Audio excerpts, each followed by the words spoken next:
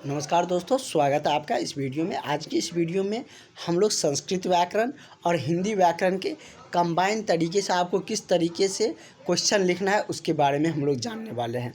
बहुत सारे अभ्यर्थी पूछ रहे थे कि सर संस्कृत व्याकरण में हम कैसे लिखेंगे। तो जैसे कि हमने बहुत सारा कुछ आपको बता भी दिया है। कारक बच गया है, कारक हम आपको अभी बताएंगे। जैसे देव शब्द रूप भी हमने आपको बता रखे हैं।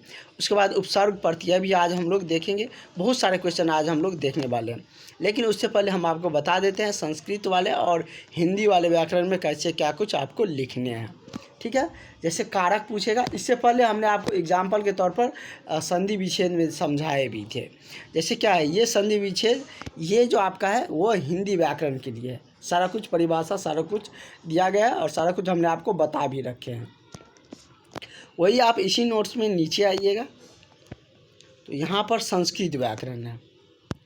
परिभाषा तो सेम ही है ना, सिर्फ क्या है एग्जाम्पल में विसर्ग लगा हुआ है। ठीक है, इसी तरीके से जहाँ पर भी नाम आएगा वहाँ पर आप विसर्ग लगा दीजिएगा, कोई डिफरेंस ज़्यादा है नहीं। एक अलग आपको नक्षत्र से पूछा जाता है, तो नक्षत्र आप लोग को थोड़ा बहुत आता भी है, कौन सा नक्षत्र है क्या है वो बता देंगे। वैसे इस तरीके से ही संस्कृत व्याकरण में आपको पूछे जाएंगे। जैसे जितेंद्र, हिंदी में जितेंद्र लिखा रहेगा, कहेगा जितेंद्र का संधि विच्छेद करिए, और संस्कृत में क्या लिखा रहेगा जितेंद्र। देखिए इसमें विसर्ग लगा है और उसी को उसी तरीके से तोड़ेंगे, जित जोड़ इंद्र जितेंद्र। इसी तरीके से हमने आपको बता भी रखे हैं। उसी तरीके से समास का भी परिभाषा ये हिंदी में दिया है। आपको कैसे दिमाग में रहेगा वो मेरा पर्पस है, ये नहीं कि आपको कुछ भी कठिन वाला बता रहे हैं आपको पता ही नहीं आप लिखिएगा कैसे। आप ये भी लिख के आइएगा संस्कृत वाले में तो आपको बढ़िया नंबर मिल जाएगा। और इसमें विसर्ग लगा दीजिएगा, जहाँ पर संस्कृत बनने वाला रहेगा तो वो आपको पूरा में पूरा मिल जाएगा। जैसे कि तत्पुरुष है तो तत्पुरुष लिख देंगे। इस तरीके से जैसे यहाँ पर क्या आएगा भी एग्जाम्पल आएगा तो संस्कृत में बताना हमको तो राजपुत्र लिखेंगे। और ये सब हमने आपको समास बता भी रखे हैं। ठीक है, तो और आपको दिक्कत नहीं होनी। जैसे एग्जाम्पल लिखेंगे, परिभाषा वही लिखेंगे, एग्जाम्पल लिखना है। जैसे महापुरुष है तो महान जो पुरुष हो जाएगा, यहाँ पर भी विसर्ग हो जाएगा। संज्ञा भी हमने आपको बता रखे हैं, सर्वनाम भी बता दिए हैं।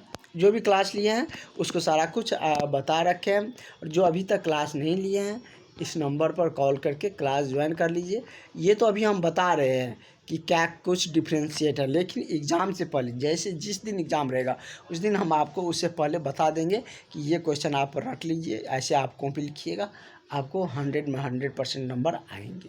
जो लिख कर आइएगा वो नंबर आपको मिलेगा। ठीक है, इसीलिए हम आपको कह रहे हैं बार बार कि क्लास ज्वाइन कर लीजिए। तो हम लोग कारक आज देखने वाले हैं। कारक क्या होता है, कारक का परिभाषा समझते हैं। संज्ञा एवं सर्वनाम के जिस रूप से उसका सीधा संबंध क्रिया के साथ होता है उसको कारक कहते हैं। जैसे मतलब कि जो काम करने वाला रहता है उसको क्रिया कहते हैं, उसके साथ डायरेक्ट संज्ञा और सर्वनाम का संबंध रहता है तो वो कारक कहलाता है। कारक का भेद जानते हैं, कारक के 8 भेद है। कर्ता, कर्म, कर्ण, संप्रदान, आपादान, संबोधन, अधिकरण, संबोधन। क्या है, कर्ता, कर्म, कर्ण, संप्रदान, आपादान, संबोधन, अधिकरण और संबोधन। इसको आप बुक से पढ़ने जाइएगा तो आपको बहुत लंबा चौड़ा डिफिनेशन पढ़ना पड़ेगा, और हम आपको इजी में बता रहे हैं। इसलिए हम कह रहे हैं आपके लिए नोट्स बहुत ही ज़रूरी है। अब आपके पास जिस अनुसार समय बच रहे हैं उसके लिए आपके पास इस तरीके से शॉर्ट नोट जो वीडियो वाला क्वेश्चन है वो आपके पास होना चाहिए, ताकि आप रिवाइज कर सकें कम समय में। जो शब्द काम करने के अर्थ में आता है उसको कर्ता कहते हैं। जो काम करने के अर्थ में आता है, जैसे राम खाता है तो राम खाने का काम कौन कर रहा है, राम कर रहा है। राम स्कूल जाता है, सीता आम तोड़ती है। तो क्या काम कर जिसके द्वारा काम किया जाता है उसको क्या कहते हैं, कर्ता कहते हैं। ठीक है, तो कर्ता कारक समझ गए। ठीक है, उसका जो विभक्ति होता है ने और पर, ने और शून्य होता है जो पहचानने के लिए है। जैसे राम खाता है, राम ने खाया मतलब राम ने ये किया। उसके बाद कर्ण कारक।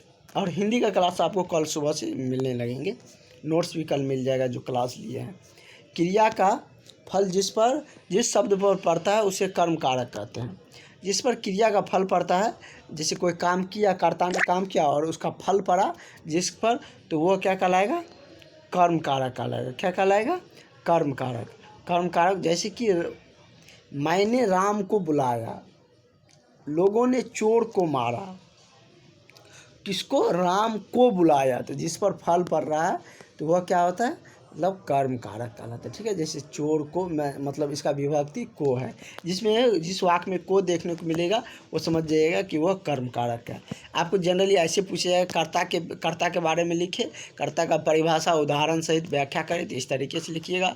कर्ता का कर्म कारक का परिभाषा लिख दीजिएगा, कर्म कारक का भेद लिख दीजिएगा। उस तरीके से अलग अलग का लिख भी सकते हैं।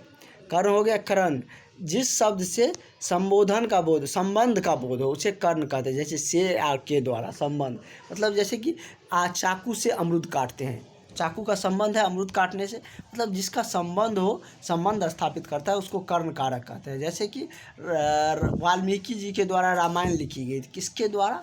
वाल्मीकि जी के द्वारा। तो इसका वाल्मीकि के और रामायण का संबंध है, जिसमें संबंध का शब्द विस्थापित होता है, तो वह क्या होता है कि कर्ण कारक। अब ये मत कह दीजिएगा कि सर बॉयफ्रेंड और गर्लफ्रेंड का भी तो संबंध होता है, तो वहाँ पर आप मत कर्ण कारक का उदाहरण दे दीजिएगा। जैसे एग्जाम्पल में क्या दिए हैं कि कर्ण कारक का क्या है एग्जाम्पल, कि राम ने चाकू से सेब काटा, सीता के द्वारा पुस्तक लिखी गई। ये सब क्या है? मतलब के द्वारा, से, इसके सहायता से किया गया है, इसके द्वारा किया गया, तो ये सब कर्ण कारक है। इसको पहचानने का सिंपल तरीका है। ठीक है। संप्रदान, जिसके लिए कुछ किया जाए या जिसको कुछ दिया जाए, जिसके लिए कुछ किया जाए या जिसको कुछ दिया जाए, उसको संबंध कारक, संप्रदान कारक कहता है। जैसे को के लिए का, जैसे कि उसने लड़के को मिठाइयाँ दी, को लड़के को मिठाइयाँ दी, जिसके लिए करते हैं उसको संप्रदान कहते हैं। अपादान, जिससे अलग का भाव हो, जैसे कि आम पेड़ से पत्ते गिर रहे हैं, तो ये क्या है? अलग हो रहा है। क्या कहेंगे, माँ से बच्चे बिछड़ रहे हैं, तो ये अलग हो रहा है, तो वहाँ पर आपादान कारक का बोध हो, आपादान कारक का क्या होगा? संबंध होगा। ठीक है।